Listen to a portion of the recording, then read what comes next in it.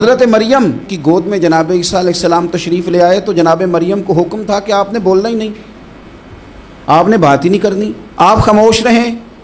وہ خاموش ہیں۔ بچہ پنگوڑے میں ہے، قوم کے سامنے ہے، تو قوم بڑے سخت نظروں سے دیکھتی ہے، بڑے سخت جملے کہتی ہے، اور انہوں نے کہا کہ مریم یہ بچہ کہاں سے آ گیا، آپ بھی نیک، آپ کا باپ بھی نیک۔ تو جناب مریم نے کیا کہا؟ قرآن مجید سورہ مریم کی آیت نمبر 29 دیکھیے، فَأَشَارَتْ إِلَيْهِ۔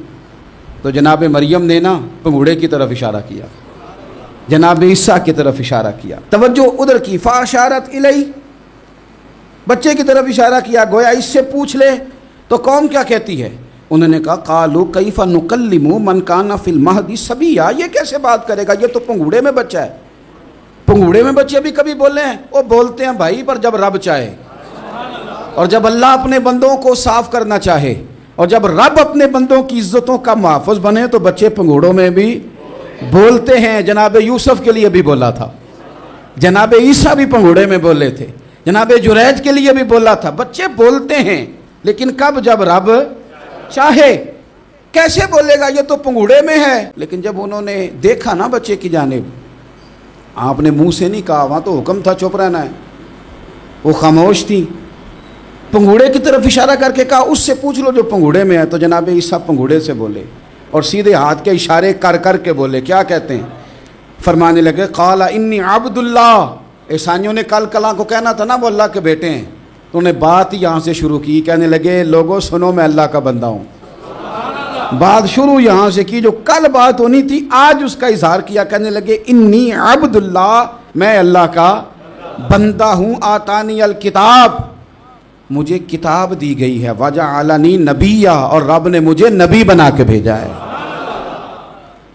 10 منٹ پہلے جناب مریم کے بارے میں رائے لوگوں کی اور تھی، اور 10 منٹ کے بعد اور تھی۔ 5 منٹ پہلے باتیں اور تھیں، اور 5 منٹ کے بعد باتیں اور تھیں۔ جب رب بندوبست کر دے، جب اللہ اہتمام کر دے، میرے بھائی ضروری تو نہیں کہ ہم پریشان ہی رہیں کہ یار یہ کام میں نے کیا نہیں، میرے کھاتے ڈال دیا گیا، یار اس جرم کا میں مجرم ہی نہیں اور میرے منہ پہ سیاہی ملنے کی کوشش کی جا رہی، یہ میرا کھاتا ہی نہیں اور لوگ مجھے تکلیف دے رہے ہیں۔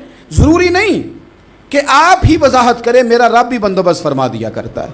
اور جو اہتمام اللہ کرتا ہے نا، جو بندوبست رب کرتا ہے، آزمائش آ جاتی ہے، بڑے بڑوں پہ آ جاتی ہے، لیکن بعض اوقات بڑی تکلیف ہوتی ہے جب اس بندے کو لوگ کٹہرے میں کھڑا کر دیں جس کا جرم ہی کوئی نہیں، اس شخص سے لوگ سوال جواب شروع کر دیں جس بیچارے کے خیال میں بھی وہ بات نہیں، پھر وہاں وضاحتیں دینا، نہ کردہ گناہوں کی وضاحتیں دینا، یہ بڑا بوجھ بنتا ہے، بڑی تکلیف ہوتی، اور لوگ کرتے ہیں یہ کام۔ پھر اللہ تعالیٰ جب بندوبست فرمائے، صحیح بخاری میں حضرت جریج کا ذکر فرمایا، جریج نفل پڑھ رہے تھے، ماں نے آواز دی، وہ آ نہیں سکے، نماز میں تھے، ماں ناراض ہو گئی، اس نے ہاتھ اٹھا کے کہا اللہ یہ اتنی دیر تک مرے نہ جب تک کسی بری عورت کا منہ نہ دیکھ لے۔ کسی اور کی دعا کے لیے سند نہیں ہے کہ وہ تیرے حق میں ضرور قبول ہوگی، لیکن ماں باپ کی دعا کے لیے میرے نبی پاک نے سند بیان کی ہے۔ سید عالم صلی اللہ علیہ وسلم فرماتے ہیں جب بھی ماں باپ اولاد کے لیے ہاتھ اٹھاتے ہیں رب ضرور قبولیت کا شرف عطا کرتا ہے۔ تو جہاں سند موجود ہے نا، کچھ افتتاح ابا جی سے بھی کرا لینے چاہیے، کچھ کام شروع کرنے سے پہلے صرف اماں سے ہی دعا کرا لینی چاہیے، یہ والا افتتاح بھی بڑے کام کا ہے کیونکہ یہاں سند بیان کر دیا میرے نبی کریم۔ تو جناب جریج کی ماں ناراض ہو گئی، کہنے لگی اللہ اس نے میری بات نہیں سنی، اب تھے تو وہ نیک، لیکن رب کریم کی حکمت کا تقاضا ہے، ماں کی دعا کو بھی قبول کرنا تھا، اللہ نے آزمائش میں مبتلا کر دیا۔ والدہ تو چلی گئیں، وہ ایک خیمے میں، ایک کٹیا میں، ایک جھونپڑی میں عبادت کرتے تھے، اللہ کو یاد کرتے تھے، رب رب کرتے تھے، اور لوگ ان کی بڑی تعریف بھی کرتے تھے، لوگ ان کے ارادت مند بھی تھے، عقیدت مند بھی تھے، اہل محبت بھی تھے۔ ایک عورت آ گئی، بس وہ اللہ کی حکمت پوری ہونی تھی، اس نے آ کے پہلے تو انہیں اپنی طرف مائل کرنا چاہا، جب نہ مائل ہوئے تو الزام لگا دیا۔ یہ ہمارے دور کا تقاضا ہے، لوگ پہلے آپ کو اپنے حق میں قائل کرتے ہیں، اپنی فرما برداری میں لانا چاہتے ہیں، اگر آپ نہیں آتے تو پھر وہ آپ کو مجرم قرار دے دیتے ہیں، یا میرے ساتھ چل ورنہ پھر میں تیرے خلاف پراپیگنڈا کروں گا، دو ہی باتیں۔ پہلے اس نے قائل کیا، جب جناب جنیج قائل نہ ہوئے تو اس نے قریب ایک چرواہا تھا، اس چرواہے کے ساتھ جا کے منہ کالا کیا، مقررہ وقت پہ بچہ پیدا ہو گیا۔ لوگوں نے کہا کس کا ہے؟ کہنے لگی اس خانقاہ میں، اس حجرے میں عبادت کرنے والے کا ہے۔ اگر کسی دیندار پر ذرا سا بھی الزام لگ جائے تو آپ یقین کریں کہ بڑے بڑے خوفناک لوگ بھی نیک ہو جاتے ہیں. جن کا اپنا سارا ماضی کالا سیاہ ہو وہ بھی اجالوں کے راہبر بن جاتے ہیں. جن کی اپنی زبانیں ساری زندگی آلودہ رہی ہوں وہ بھی بڑے بڑے اعلیٰ سچ بولنے لگتے ہیں.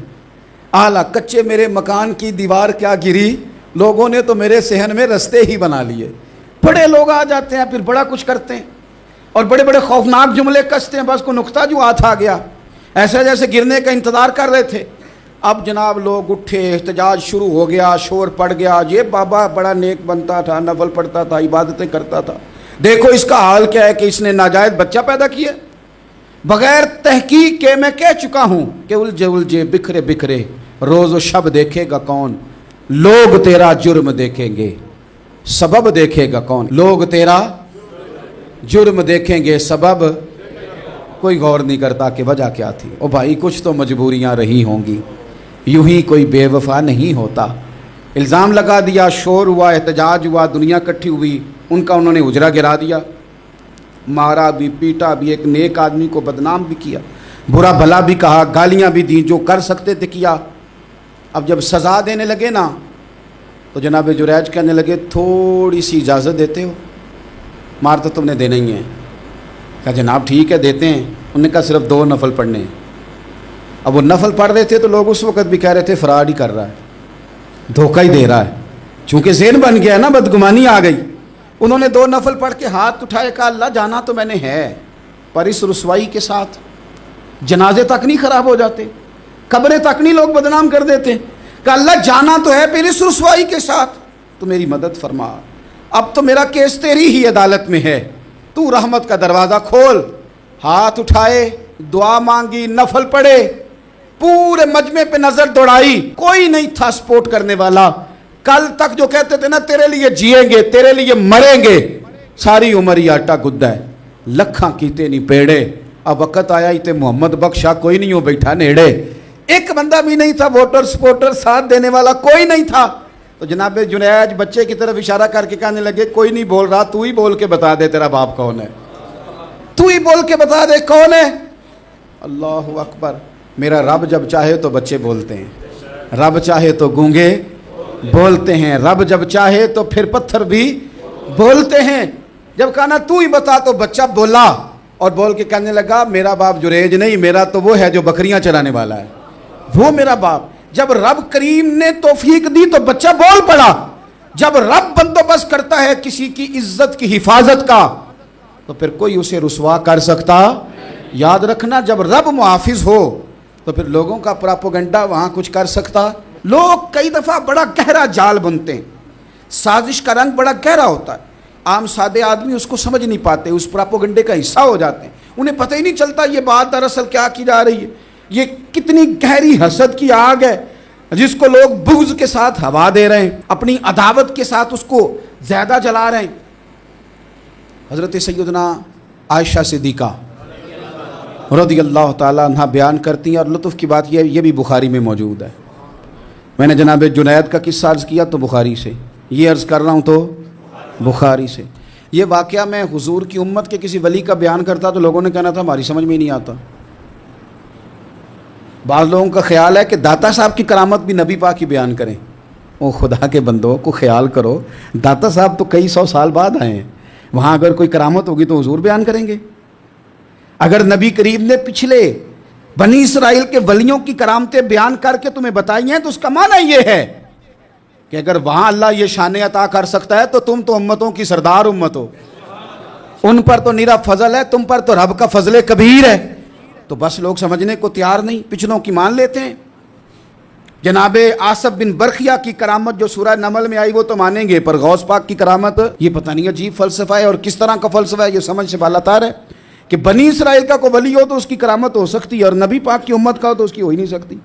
کیا معنی ہے اس بات کا؟ لوگ ہیں کہ داد و تحسین دے رہے ہیں، واہ واہ کر رہے ہیں. اللہ تعالیٰ سمجھنے کی توفیق عطا فرمائے. حضرت عائشہ صدیقہ رضی اللہ تعالیٰ عنہ فرماتی ہیں ایک عورت تھی اور اسے نبی پاک صلی اللہ تعالیٰ علیہ وسلم نے وہ کلمہ پڑھ کے مسلمان ہوئی، مدینہ طیبہ آ گئی تو حضور نے مسجد نبوی شریف میں اس کے لیے مکان ایک سادہ سا کمرہ ساتھ مسجد کے بنوا دیا، وہیں رہنے لگی. اکثر وہ سیدہ طیبہ کے پاس آتی تو تو حضرت عائشہ صدیقہ رضی اللہ تعالیٰ عنہ فرماتی ہیں وہ بڑی باتیں سناتی اور آخر میں کہتی وہ ہار والا دن بھی بڑا عجیب دن تھا، اور میرے رب کی قدرتوں کا دن تھا، وہ بھی بڑا عجیب دن تھا۔ سیدہ عائشہ صدیقہ رضی اللہ تعالیٰ عنہ ایک دن فرمانے لگی کہ تو ہار والے دن کا بڑا ذکر کرتی ہے، وہ کیا دن تھا؟ تو خاتون کہنے لگی اماں جی وہ دن تھا جب میرے رب پر بھروسہ اور مضبوط ہو گیا، جس دن میرا اپنے رب پر توکل اور بڑھا، میرے ایمان میں یقین میں اور پختگی آئی۔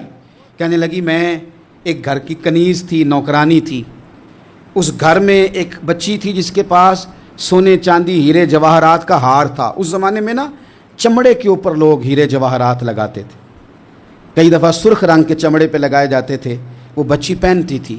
تو کہتی ہوں بچی کے اس نے اتار کے رکھا یا اس سے گرا وہ ہار تو چیل اسے اٹھا کے لے گئی گوشت سمجھ کے، اور میرے سامنے اٹھا کے لے گئی۔ گھر والوں نے مجھ سے پوچھا، یہ بخاری میں موجود ہے، گھر والوں نے پوچھا مجھ سے کہ وہ ہار کہاں ہے، تو میں نے کہا چیل اٹھا کے لے گئی۔ گھر میں کچھ چوری ہو جائے تو سب سے پہلا الزام کس پہ لگتا ہے؟ ملازمین پہ۔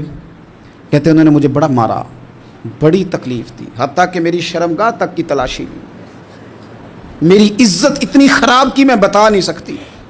میں نے اپنی زندگی میں ایک واقعہ دیکھا، ایک امیر گھر میں چوری ہو گئی، ملازم کو اتنا مارا کہ وہ چارپائی پہ پڑ گیا، پولیس والوں سے اتنی مار پڑوائی گئی کہ وہ بیچارہ چارپائی پہ پڑ گیا، اور پھر وہ اتنا بیمار ہوا اور کچھ دنوں کے بعد پتہ چل گیا کہ چور تو اپنا بیٹا ہے ان کا،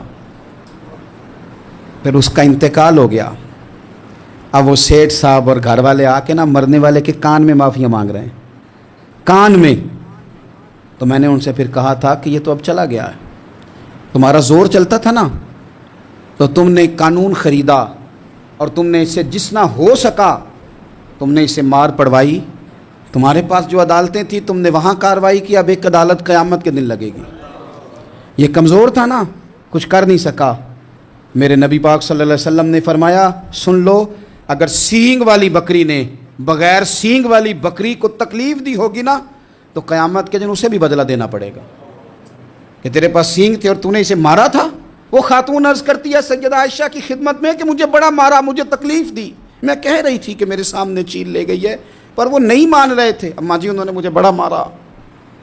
حضرت عائشہ صدیقہ کہتی ہیں پھر کیا ہوا؟ کہنے لگی اماں جی جب کوئی میرا مددگار نہ رہا، مجھے تکلیف دے رہے تھے، رسوا کر رہے تھے، تو میں نے اپنے رب سے مدد چاہی، میرے رب کی طرف میں نے توجہ کی، میں نے کہا مالک اب تو ہی میرا مددگار ہے۔ کہتی ہے وہ مجھے مار رہے تھے تو وہ چیل جو ہار لے گئی تھی وہی لے کے واپس آ گئی، اور ہمارے سروں کے قریب لا کے اس نے جب اس ہار کو پھینکا، وہ مجھے چھوڑ کے سائیڈ پہ ہوئے، وہ میری بے گناہی جان گئے، لیکن آپ کو بتاؤں اس دن سے میرا اپنے رب پر یقین اور بڑھ گیا۔ مجھے سمجھ آ گئی کہ جب انسان پورا ٹوٹ جاتا ہے اور جب کوئی چاروں جانب اس کا مددگار نہیں ہوتا تو رب تو ہوتا ہے نا، اللہ تو اس کا مددگار ہوتا ہے نا، وہ تو پھر اپنے اس بندے کی مدد کرتا ہے نا، پھر وہ تو توانائی دیتا ہے نا، وہ تنہا نہیں چھوڑتا، وہ تو آنسوؤں والوں کے آنسوؤں پہ بڑا کرم فرماتا ہے، وہ تو قسم پرسی میں آ جاتا ہے، اس کی رحمت بڑھ کے استقبال کر لیتی۔ تو بھائی جب آپ پر اللہ کی حکمت کے تقاضے پورے ہونے لگیں اور زندگی میں کبھی کوئی ایسا وقت آئے کہ آپ محسوس کریں کہ تنہا رہ گئے ہیں اور کئی اپنے بھی مخالفین کی جماعت میں نظر آنے لگے ہیں، تو اس وقت پھر دل، روح، زبان اور ذہن کو یکجا کر کے سمجھ لینا کہ جب ساری دنیا ساتھ چھوڑ جاتی ہے تو رب کی رحمتیں اس وقت بھی ساتھ رہتی ہیں اور اللہ کی مدد اس وقت بھی بندے پہ کرم نوازی کرتی ہے۔ ایک اور حدیث سنیں، لطف کی بات یہ ہے یہ بھی بخاری میں ہے، یہ بھی واقعہ بخاری میں ہے۔ اللہ اکبر۔ ایک شخص نے نا ایک بندے سے قرض مانگا، اس نے کہا مجھے قرضہ دو۔ وہ کہنے لگا کہ کتنا قرضہ؟ اس نے کہا 1000 دینار۔ دینار سونے کا ہوتا تھا، درہم چاندی کا ہوتا تھا۔ 1000 دینار چاہیے۔ اس نے کہا کوئی گواہ ہے تیرے پاس؟ غریب کا گواہ بھی کوئی نہیں بنتا، کبھی الجھ جائے نا کوئی بندہ تو کئی اپنے بھی کہہ دیتے ہیں کہ ہم اس کے قول فعل کے ذمہ دار نہیں ہیں۔ ایک غریب آدمی کو قرض کی ضرورت پڑ گئی، 1000 دینار چاہیے۔ میں کہہ چکا ہوں کہ درہم چاندی کا ہوتا تھا، دینار سونے کا، اب 1000 دینار لینا ہے۔ تو جس بندے سے اس نے کہا، اگرچہ وہ نیک بندہ تھا، اس نے کہا یار 1000 دینار دے دو، تو کہنے لگا کوئی گواہ ہے تیرے پاس؟ وہ کہنے لگا غریبوں کا گواہ کون ہوتا ہے؟ ہاں ایک گواہ ہے. کہا کون؟ کا میرا رب، وہ تیرے اور میرے بیچ گواہ ہے. اس نے کہا کوئی کفیل، اگر تو پیسے نہ دے سکے تو وہ بعد میں دے دے، یا تجھے کچھ ہو جائے تو وہ دے دے. اس نے کہا کفیل بھی میرا اللہ ہی ہے، میرے پاس اگر ہے تو رب کریم کا نام ہے، اگر اعتماد کر سکتا ہے تو کر لے. بندہ نیک تھا، اس نے کہا رب کے نام پہ، رب کی کفالت پہ، اللہ کو گواہ بنا کے میں تیار ہوں تجھے 1000 دینے کو. اس نے 1000 دینار دے دیا. وقت واپسی کا طے ہو گیا، وہ چلا گیا پیسے لے کے. اس نے پوری محنت کی کہ میں نے وقت پہ پیسے لوٹانے، پوری محنت بھی کر لی، اللہ نے مدد بھی کر دی، پیسے بھی اس تاریخ کو اسے مل گئے. بعض لوگوں کا تو لوٹانے کا دل ہی نہیں نہ ہوتا. فرمایا حدیث پاک میں کہ تو لوٹانے کا ارادہ کر، رب تیری مدد بھی فرمائے گا. لیکن یہاں بہت سارے لوگ کہتے ہیں خیر ہے، ارادہ ہی نہیں. تو پھر جس طرح کا بندے کا گمان ہو رب بھی اسی طرح کا معاملہ فرماتا ہے.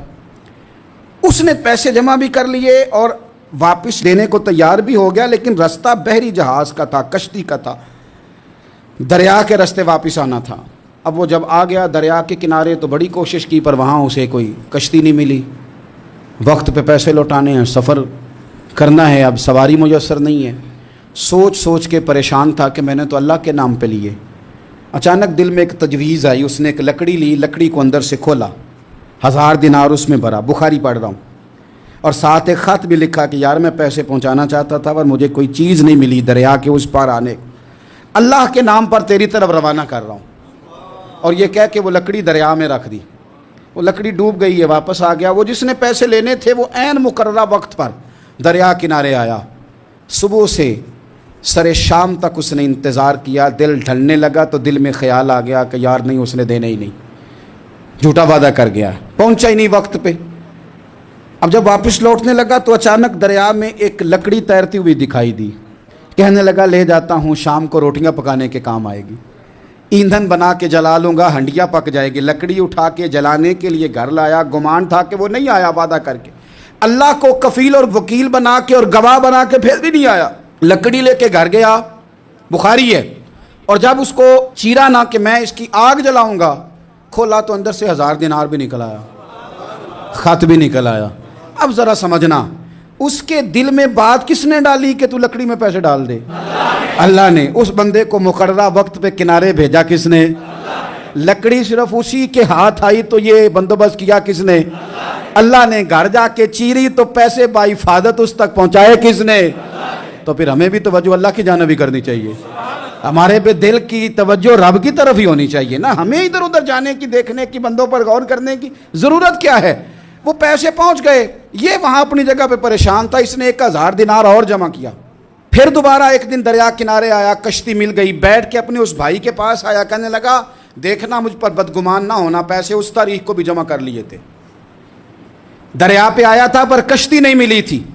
پھر میں نے نا لکڑی میں ڈال کے خط ڈال کے تیری طرف بھیج بھی دیے تھے، لیکن آج میں پھر لے کے آ گیا ہوں. وہ کہنے لگا خوش ہو جا، جس رب کو تو نے میرا اور اپنا گواہ بنایا تھا اس رب نے میرے تک پہنچا بھی دیے ہیں. جب لوگ اللہ کو گواہ بناتے ہیں، رب کی جانب اپنی توجہ کرتے ہیں، اپنی چاہتوں، خواہشات اور اپنی ساری چٹھیاں اپنے رب کریم کی رحمت کی طرف روانہ کرتے ہیں، پھر اللہ اپنے بندوں کو مایوس نہیں کرتا. اللہ اپنے بندوں کو نواز دیتا ہے. اللہ تبارک و تعالیٰ اپنے بندوں پہ کرم نوازی کرتا. او سنگیو، ساری امیدیں سیٹھوں، نوابوں، دنیا داروں سے کیوں وابستہ کرتے ہو؟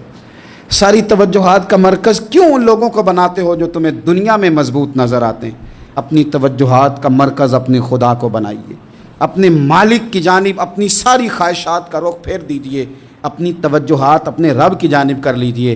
وہ اپنے بندوں پہ بڑی کرم نوازی فرماتا ہے. وہ عزتوں کا بھی محافظ ہے، وہ پریشانیوں میں کرم نوازیاں فرمانے والا ہے، وہ ساتھ دینے والا ہے، وہ اس کی رحمت قریب آ کے بندے کو سہارا دیتی ہے.